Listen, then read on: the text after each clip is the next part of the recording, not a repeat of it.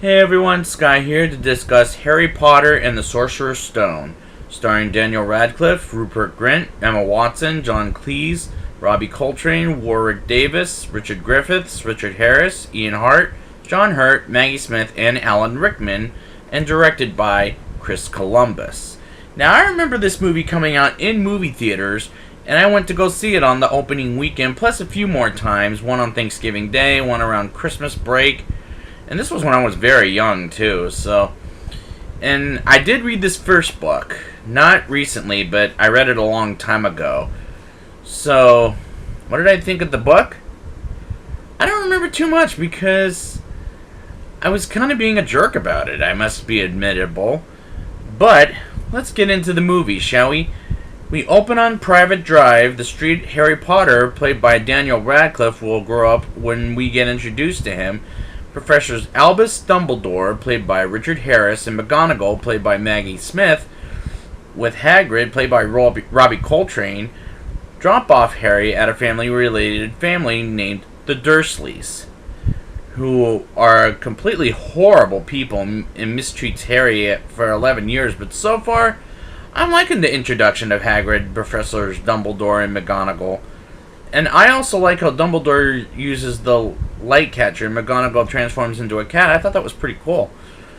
I mentioned how the Dursleys are horrible people. Particularly Dudley asks how many presents he got compared to last year and pushes Harry around, and it serves him right that he gets trapped in a snake at a zoo, and snake from Burma at a zoo.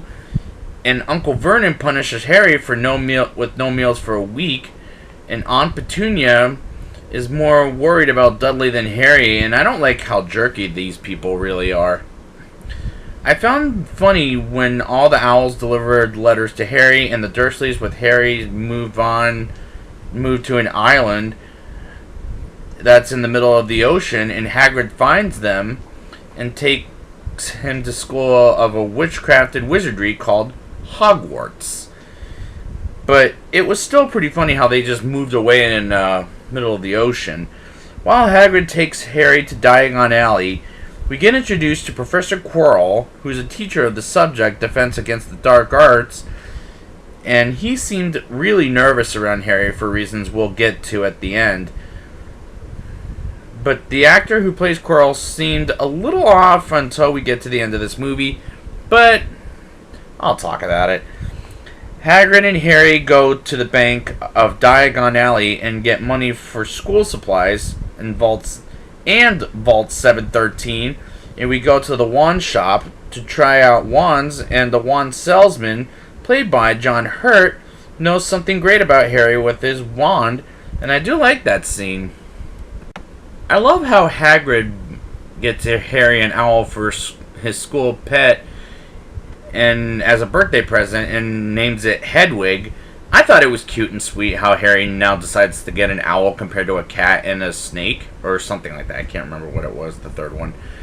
Hagrid tells Harry how Voldemort, the man who killed Harry's parents, and tries to kill Harry, and I think the narration by Hagrid sounded menacing, and the character isn't a menace, and I felt that it was a problem that I had with this scene.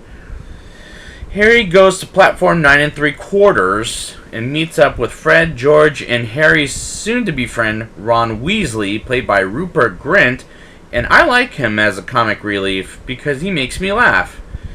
Meanwhile, we meet smart and clever Hermione Granger, played by Emma Watson, and she shows off Ron while trying to turn his rat Scabbers into a yellow rat. What they say is true. She's smart and clever.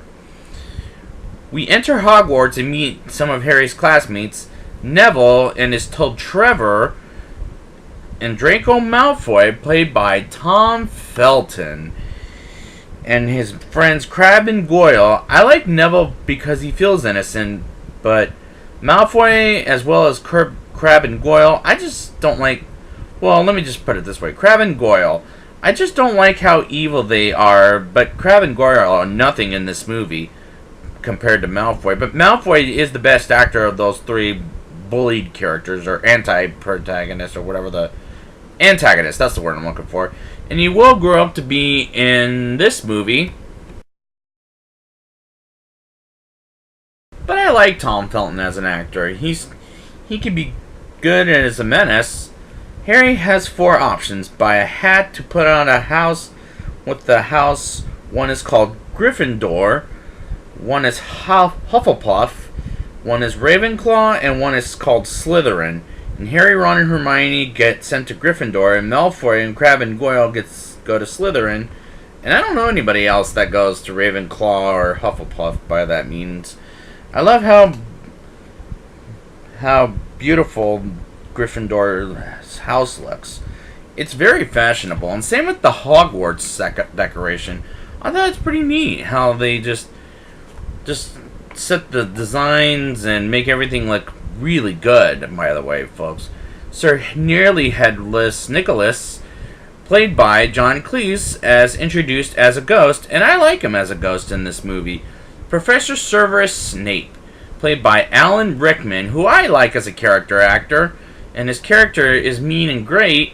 There's a scene in the extended cut, yes, I watched both theatrical and the extended cut, where Snape asks Harry questions about potions, and Harry talks back to Snape, and Snape is kind of an ass in this movie, but his character is great. I mean, come on, the actor is great in general. Give me a break. The next scene is Neville getting a remembrance ball, and leading to the next scene where he has an accident, and Malfoy takes his remembrance ball while Neville goes to the hospital to make Neville find it on the roof, and Harry saves it from getting broken, and Professor McGonagall makes Harry a seeker, at a game they're playing called Quidditch. And I like how Harry becomes a seeker in his first year. It's very rare, but it's very cool. And like a snap of a finger, it's very encouraging for Harry's greatness, in my opinion. Harry, Ron, and Hermione go to a restricted area with the 3-headed dog called Fluffy, who looks very scary for kids. And I must confess, this is not a movie for kids under the age of 7 or 8, because this thing could scare the bejesus out of them. But it looks real, I'll say that much. Someone accidentally lets a troll, in the dungeon and goes into the girl's bathroom and frightens Hermione to death, and Harry and Ron come to the rescue, and the CGI on Harry and the troll honestly looked really fake. And Harry accidentally putting his wand in the troll's nose, goodness gracious, that was gross. I like how McGonagall says 5 points will be rewarded to Harry, Ron, and Hermione for sheer dumb luck. I thought that was funny. The Quidditch game of Gryffindor versus Slytherin was a fun but brutal game. I must confess that too. And I would be chicken to play in general. I do like the game ends with Harry catching the golden snitch when a Slytherin seeker was too chicken and Harry almost vomits it out beforehand. Ron and Hermione are led to believe that Snape is the one getting Harry killed, and I'll explain who did that at the end. I really like the invisibility cloak, from Harry's father, and that Harry's father gives for Christmas, and I thought that was a cool invention that they put in this movie, particularly since Harry goes to the restricted section in the library, and Harry overhears Snape and Quirrell's conversation, and Harry sees a mirror and visions his mother and... Well, let me just say this first things first. I was scared that Harry was going to get caught, and visions his mother and father is with him, and I thought that was absolutely a beautiful done scene. Malfoy catches Harry, Ron, and Hermione asking about the Sorcerer's Stone, and Harry, Ron, and Hermione and Malfoy receive and serve detention with Hagrid and his dog Fang, and they separate. Hagrid takes Ron and Hermione, and Fang takes Harry and Malfoy, and to find a dead unicorn, getting his blood taken from something that looks like a Death Eater, which we'll find out what that is in later movies, and a half-man, half-horse scene scares it off, which is freaky looking, I'll give it that, and beautiful, look, just like Guillermo del Toro's Monsters, for example. Harry, Ron, and Hermione go to where Fluffy guards a door that will lead into dangerous ending for all three of them, playing a giant game of chess, and Ron gets knocked out and Harry calls checkmate, like you do in chess anyways, and goes up to a mirror with Professor Quirrell, who tried to kill Harry at the Quidditch match. There it is, folks. And isn't retarded after all. Excuse my French for that. And lets the troll out on Halloween night and tries to kill Harry on the back of his head, not recovered until later movies, Voldemort, who's Harry's parents' murderer, as I brought up earlier. And Harry, as it turns out, has the Sorcerer's Stone in his pocket, and Voldemort tells Quirrell to kill Harry and to get the stone after Voldemort tries to lie to Harry about bringing his parents back to life. And Quirrell almost chokes the life out of Harry until Harry has a way to burn Quirrell and to turn him into ash. Voldemort knocks Harry out as he gets out of the way to heal, and Harry awakes in the hospital, and Dumbledore welcomes back Harry into the world. It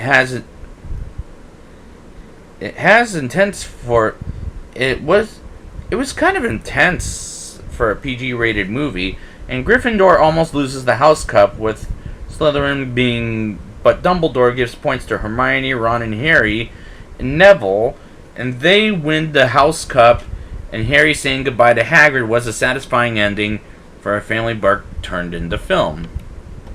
Now it's time for the rating. I'll give this movie a 8.8 out of 10. This is a very good chapter to a series with the magic, and I like how the characters mean to a lot of Harry Potter fans, as we'll see throughout the movies. I remember this being the best one, but we'll see when it gets to the end. Gets better after the second chapter of The Fantastic Beasts. This is just beautifully written, scored, and made movie. Now, I would like to thank you guys for joining me, and next week I will be back with Harry Potter and the Chamber of Secrets. And until next time, swish and flick. Turn the camera off.